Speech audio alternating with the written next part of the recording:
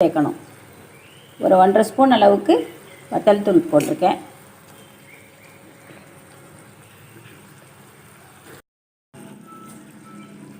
இது நல்லா பச்சை வாடை போகிற வரைக்கும் கொதிக்க வச்சுட்டு கொஞ்சம் நம்ம எடுத்து வச்சுருந்த தேங்காயிலேருந்து பால் எடுத்துருக்கோம்.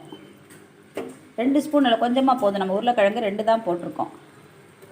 தேவையான அளவு கொஞ்சமாக உப்பு சேர்த்துக்கலாம். முதல்ல கொஞ்சமாக போட்டுக்கோங்க. டேஸ்ட் பார்த்துட்டு கூட பத்தலைன்னா சேர்த்துக்கலாம். இது கூடயே இந்த உருளைக்கிழங்கையும் நாங்கள் கட் பண்ணி வச்சுருக்கோம். இதையும் இது கூட சேர்த்துடலாம். இது எல்லாம் சேர்ந்து நல்லா மிக்ஸ் ஆகி ஒரு கிரேவி கிடைக்கும். அதுக்கப்புறம் பார்ப்போம். நல்லா மசாலாலாம் பச்சை வாடை போய் ஏற்கனவே நம்ம உருளைக்கிழங்க வேக வச்சு